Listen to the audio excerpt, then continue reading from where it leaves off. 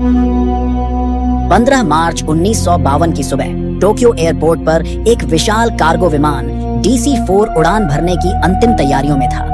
इस विमान में 89 यात्री और 7 क्रू मेंबर्स सवार थे, जो हवाई में एक महत्वपूर्ण बिजनेस कॉन्फ्रेंस में भाग लेने जा रहे थे। सुबह के 6:45 बजे थे।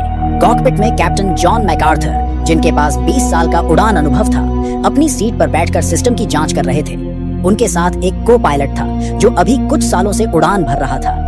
विमान का इंजन गर्जना के साथ शुरू हुआ और कुछ ही मिनटों में DC-4 रनवे से हवा में था।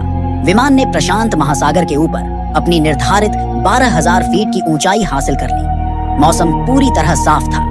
नीला आसमान बिना किसी बादल के चमक रहा था और सूरज की किरणें समुद्र की सतह पर चमक रही थी। यात्री अपनी अपनी सीटों पर शांत थे।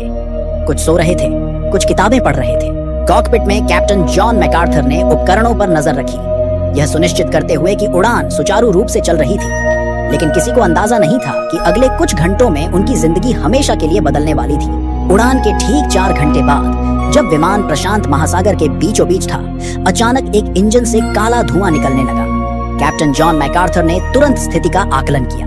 उन्होंने उस इंजन को बंद कर दिया और क्रू को निर्देश दिए कि यात्रियों को शांत रखा जाए।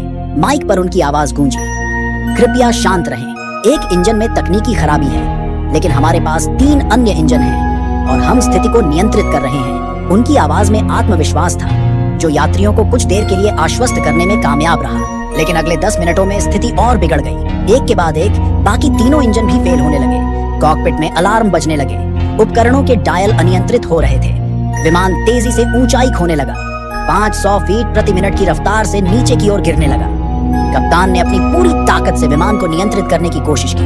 उन्होंने आपातकालीन लैंडिंग की घोषणा की। विमान में अफरा तफरी मच गई। लोग डर से चीख रहे थे। तभी को पायलट ने क्षितिज पर दूर एक छोटा सा द्वीप देखा। कैप्टन ने बिना समय गंवाए विमान को उस दिशा में मोड़ा।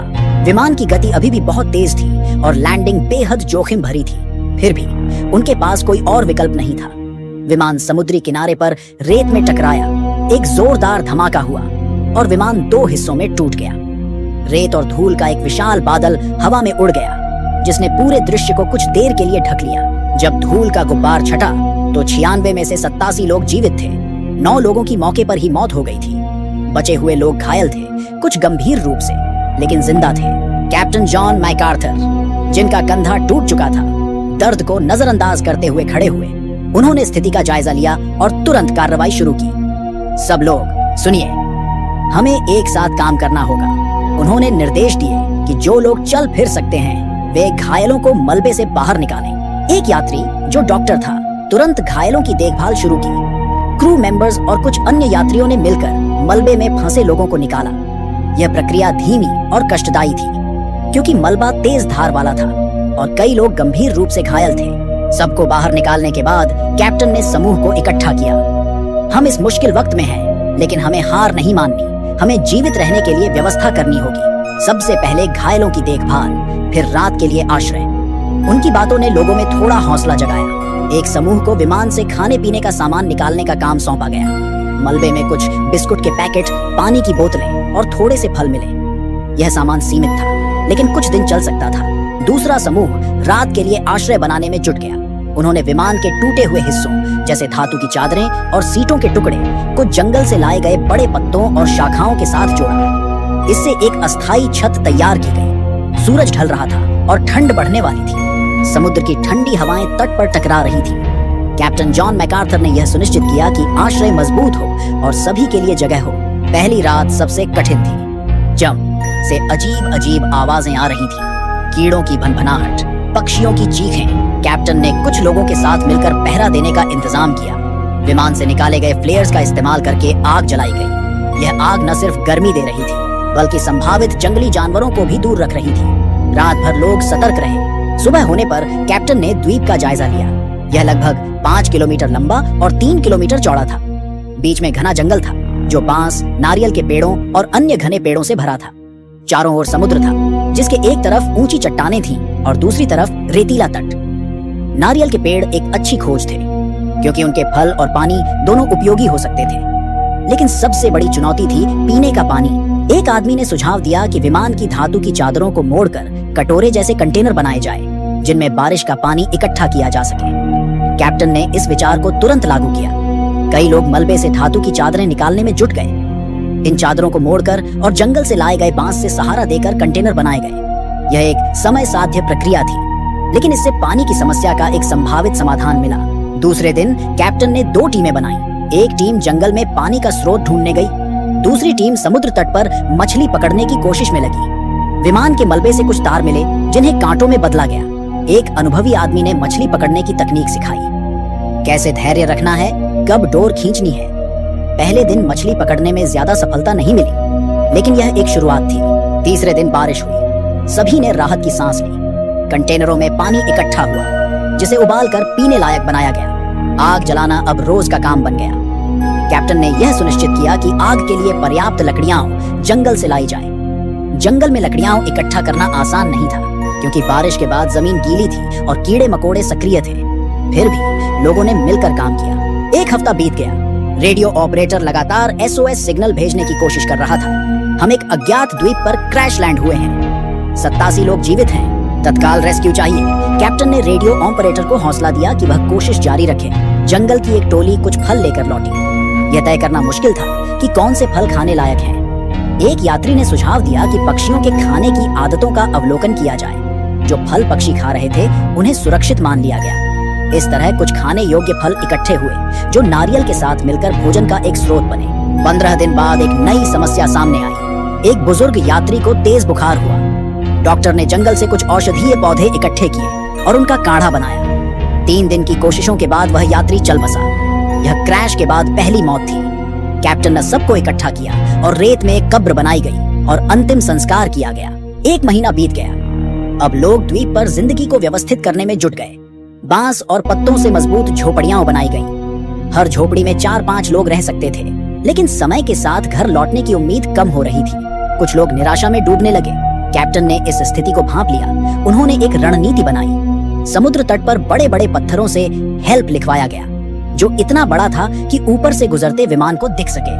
रोज 3 बार धुआं करने का नियम बनाया गया, ताकि कोई गुजरता जहाज या विमान उसे देख ले। 6 महीने बीत गए। इस दौरान 5 और लोगों की मौत हो गई, कुछ बीमारी से, कुछ जहरीले जीवों के काटने से। अब 82 लोग बचे थे। फिर भी एक छोटा सा समाज बन गया था। काम का बंटवारा और नियम कायदे तय किए गए। जंगल में एक गुफा की खोज हुई, जिसमें पुराने औजार और मिट्टी के बर्तन मिले। यह खोज यह दर्शाती थी कि पहले भी लोग इस द्वीप पर रह चुके थे। कैप्टन जॉन मैकार्थर ने गुफा को स्टोर रूम में बदलने का आदेश दिया। यहाँ अतिरिक्त खाना, पानी और औजार रखे गए। गुफा की ठंडी हवा सामान को खराब होने से बचाती थी। 1 साल पूरा हुआ। अब खेती शुरू की गई। विमान में मिले कुछ बीज बोए गए, जिनसे टमाटर, आलू और कुछ अन्य सब्जियां उगाई गई। खेती के लिए जंगल की जमीन को साफ किया गया और पानी की व्यवस्था के लिए बांस के पाइप बनाए गए, जो बारिश के पानी को खेतों तक ले जाते थे। मछली पकड़ने के लिए बांस के जाल बनाए गए, जो पहले से ज्यादा प्रभावी थे। एक हर्बल गार्डन भी बनाया गया, जिसमें औषधीय पौधे उगाए गए।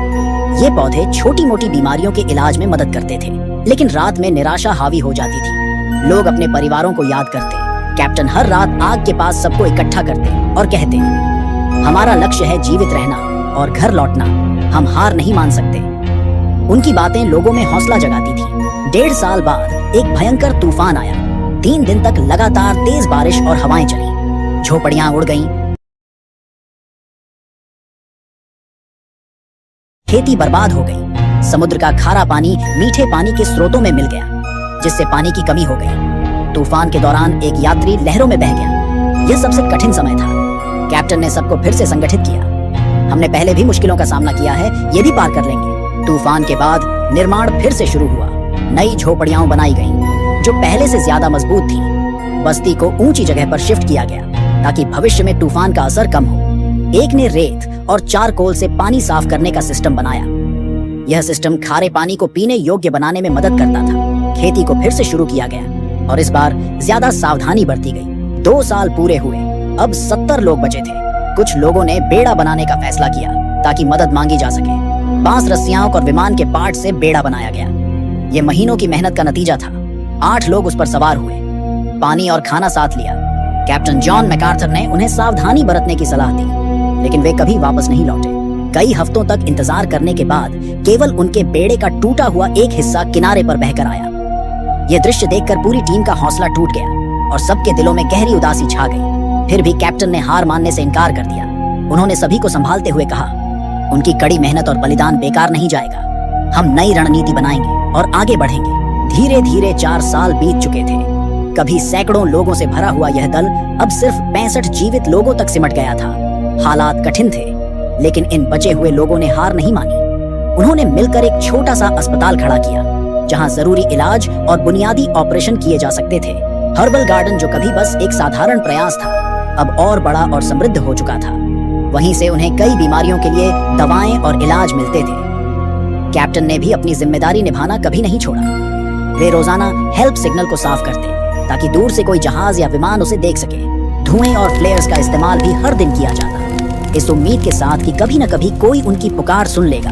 एक दिन तट पर टहलते हुए एक यात्री ने क्षितिज पर कुछ अजीब देखा, एक जहाज। उसने जोर से चिल्लाकर सबको बुलाया और तुरंत आग जलाई गई। धुएं के गुब्बार उठाए गए, फ्लेयर्स दागे गए और हेल्प के अक्षरों को और साफ किया गया। जहाज धीरे धीरे करीब आता गया। जब उस पर नजर पड़ी तो सबकी आंखों में उम्मीद चमक उठी। वह अमेरिकी नेवी का जहाज था। थोड़ी देर बाद संदेश मिला, हमने आपको देख लिया है, रेस्क्यू टीम भेज रहे हैं। हेलीकॉप्टर से रेस्क्यू टीम पहुंची। पहले घायल और कमजोर लोगों को जहाज पर ले जाया गया। अंत में कैप्टन जॉन मैकार्थर ने तब चढ़ना स्वीकार किया जब वे पूरी तरह सुनिश्चित हो गए कि कोई भी पीछे न रह जाए। जहाज पर पहुंचकर सबको यह जानकर हैरानी हुई कि अब 1952 नहीं, बल्कि 1956 हो चुका था। इन बचे हुए लोगों को हीरो की तरह सम्मान मिला। कैप्टन जॉन मैकार्थर की नेतृत्व क्षमता की हर जगह तारीफ हुई। उनकी अगुवाई में लोग पूरे 4 साल तक एक अज्ञात द्वीप पर जीवित रहे। एक ऐसी कहानी जो साहस, एकजुटता और नेतृत्व का प्रतीक